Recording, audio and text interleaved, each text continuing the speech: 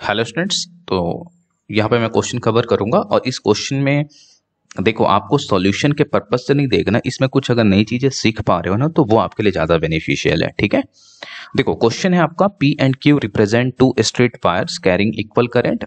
तो देखो बाबू, ये P और Q जो है ना ये दो वायर है, ठीक है, और दोनों करंट कैरी कर रहे हैं और दोनों में जो करंट है वो सेम है। तो सेम करंट अगर हो जाए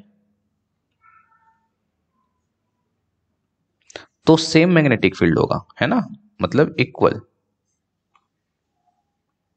मैग्नेटिक फील्ड की जो स्ट्रेंथ होगी वो इक्वल होगी, ठीक है। और इनकी जो डायरेक्शन है वो आउटवर्ड है, करंट की जो डायरेक्शन है वो बाहर की तरफ, आपके स्क्रीन से बाहर की तरफ, ठीक है। तो आप क्या करोगे इसके लिए, right hand thumb rule Maxwell का आप यूज कर लेना, जैसा कि यहां पे आप देख सकते हो, ठीक है। तो ये Maxwell right hand thumb rule है।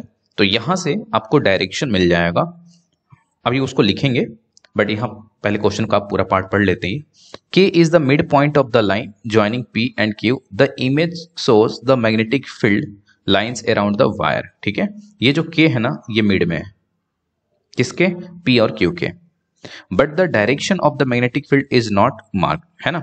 यहाँ पे जो सर्कल में दिया गया है ये सर्कल आपका मैग्नेटिक फील्ड को इंडिकेट कर रहा है, और आपको पता है कि करंट कैरिंग वायर है तो उसके चारों तरफ जो मैग्नेटिक फील्ड होगा वो एक क्लोज लूप बनाता है ना, सर्कुलर क्लोज लूप बनाता है। ओके, क्वेश्चन में पूछा गया है कि draw the above image and mark the direction of the magnetic field. ये काम आप कर सकते हो, है ना। तो मैग्नेटिक फील्ड की डायरेक्शन किधर होगी, ऐसे राइट हैंड थंब रूल लगा लो, अपने स्क्रीन से बाहर करंट को लो, है ना, पेन को ले लो, ठीक है, उसके नीव को अपनी तरफ रख लो और उसको क्या करो, थंब की जो डायरेक्शन है वो नीव की तरफ रख लो, ठीक है, और उसको मुट्ठी में बांधो। तो जो फिंगर कर्ल कर ली है ना, तो वो कर्ल करते हुए जो फिंगर जा रहा है, ठीक है, वही आपका क्या है, मैग्नेटिक फील्ड की डायरेक्शन है। क्लियर, यहां पे भी आपका ऐसे ही होगा।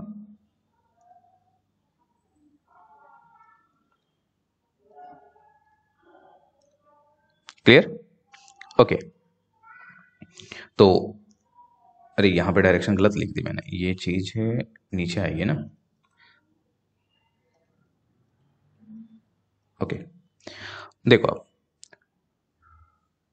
अब पूछा है कि draw the above image and mark the direction of the magnetic field. तो फर्स्ट पार्ट तो हो गया। B part, if the current in the wire is increased how will the strength of the, देखो करंट इंक्रीज करोगे ना तो magnetic field भी increase होगा, ठीक है, ये ध्यान रखना। करंट अगर हम इंक्रीज करते हैं तो नो डाउट मैग्नेटिक फील्ड भी आपका इंक्रीज होगा। क्लियर, अब यहां दिया draw the magnetic field lines around P and Q to represent this changes. तो ये क्वेश्चन दे करके थोड़ा सा घुमाने की कोशिश करा है, तो अगर आपका बेसिक अच्छा नहीं है तो डेफिनेटली इस क्वेश्चन में फंस जाओगे। तो देखो क्या होता है कि करंट अगर हमने इंक्रीज किया, मैग्नेटिक फील्ड बढ़ा, मैग्नेटिक फील्ड की स्ट्रेंथ बढ़ जाती है, किसी पॉइंट पे मैग्नेटिक फील्ड की स्ट्रेंथ बढ़ जाती है, और किसी पॉइंट पे मैग्नेटिक फील्ड की स्ट्रेंथ का बढ़ने का मतलब है कि उस पॉइंट से, है ना, ज्यादा से ज्यादा लाइन पास हो रही है, ठीक है। तो यानी यहां पे जो मैग्नेटिक फील्ड आपको दिखाया गया है, यहां पे ऐसे आप कर सकते हो, है ना, मतलब उसी रीजन में आप मैग्नेटिक फील्ड लाइंस को क्या कर दो, इंक्रीज करवा दो। क्लियर है, कितना करवाओगे आपको नहीं पता, मेरे को भी नहीं पता, बट हाँ ये चीज दिखाने के लिए हम क्या करेंगे, मैं लूप जो है वो इंक्रीज करवा देंगे सेम रीजन में। क्लियर, सी पार्ट में पूछा है आपसे, if B is the magnetic field at point K due to the current in wire P, what will be the magnetic field due to P and Q, the midpoint, give reason for your answer। तो देखो ये था अपना Q, ये है आपका P, ठीक है, और इनके बीच में ये रहा आपका, ठीक है, साइज इक्वल नहीं ड्रॉ कर पाया हूं मैं यहाँ पे, ये K आपका मिड में है, ठीक है। हमने देखा था कि यहाँ पे जो मैग्नेटिक फील्ड है, ठीक है, कुछ इस तरीके से, और यहां पे आपका कुछ इस तरीके से। देखो दोनों इस पॉइंट पे ना एक दूसरे के रिस्पेक्ट में अपोजिट है, हालांकि डायरेक्शन दोनों का सेम है, और इस डायरेक्शन को क्या बोलोगे, एंटी क्लॉकवाइज। क्या है डायरेक्शन, एंटी क्लॉकवाइज। क्लियर है, ओके, अब चूंकि दोनों में करंट सेम है तो दोनों में मैग्नेटिक फील्ड अलग अलग पॉइंट पे, जैसे मान लो कि मैं यहाँ पे पॉइंट कंसिडर कर लूँ, यहाँ पे कंसिडर कर लूँ, यहाँ पे कंसिडर कर लूँ, है ना, इनके बीच में कहीं भी ये रहा, तो इन सभी पॉइंट पे इन दोनों के द्वारा जो मैग्नेटिक फील्ड की स्ट्रेंथ होगी ना वो सेम होगी। बट यहां आप देख पा रहे हो डायरेक्शन अपोजिट है। अब आपको पता है +5 -5 जीरो ही होता है, ये तो नेचर का ही रूल है भाई। किसी पॉइंट पे दो चीजें इक्वल और अपोजिट हो जाए तो एक दूसरे को नलिफाई कर देती हैं, तो के पे मैग्नेटिक फील्ड जो होगा वो जीरो हो जाएगा। लेकिन मैं यहां पे पूछ लूं आपसे, बताओ मैग्नेटिक फील्ड की डायरेक्शन किधर होगी और कितनी हो सकती है? ठीक है, तो देखो इस पॉइंट पे मैग्नेटिक फील्ड की डायरेक्शन इधर की तरफ होगी, लेकिन वो इसके बराबर नहीं होगी, है ना, इसके द्वारा जो नेट मैग्नेटिक फील्ड यहां पे दिया गया होगा वो नहीं होगी। क्यों? क्योंकि ये उसको कुछ मिनिमाइज कर लेगा अपोजिट डायरेक्शन में होने की वजह से। ठीक है, तो ये ध्यान रखना। लेकिन वहीं पे मैं यहां पे पॉइंट कंसीडर कर लूं और मैं पूछूं आपसे कि बताओ यहां पे मैग्नेटिक फील्ड की डायरेक्शन क्या होगी, तो इस केस में इधर की तरफ हो जाएगी। क्लियर है?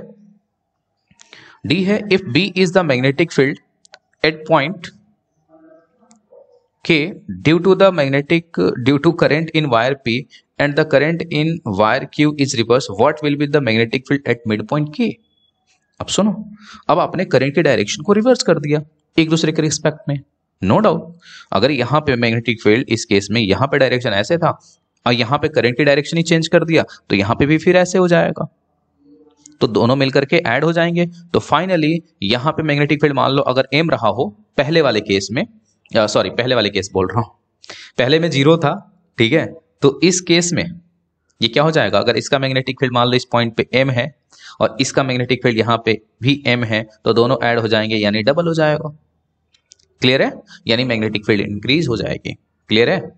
ओके, फिर आप एक क्वेश्चन फिर आपके दिमाग में चले, मान लो कि इस केस में अगर यहाँ पे मैं पॉइंट कंसीडर कर लेता हूँ या फिर यहाँ पे पॉइंट कंसीडर कर लेता हूँ तो मैग्नेटिक फील्ड की डायरेक्शन क्या हो? भाई दोनों केस में मैग्नेटिक फील्ड की डायरेक्शन, अगर मान लो ये दोनों का डायरेक्शन इधर ऊपर की तरफ जा रहा है ना, ये दिख रहा है जो आपको, तो मैग्नेटिक फील्ड ऊपर की तरफ ही होगा। ठीक है, इंक्रीज हो जाएगा, ये बात तो आपको समझ में आ गई होगी। क्लियर है? तो इस केस में भी अगर यहाँ पे भी मैं पॉइंट कंसीडर करता हूँ तो यहाँ पे मैग्नेटिक फील्ड की डायरेक्शन इधर की तरफ ही होनी है। क्लियर?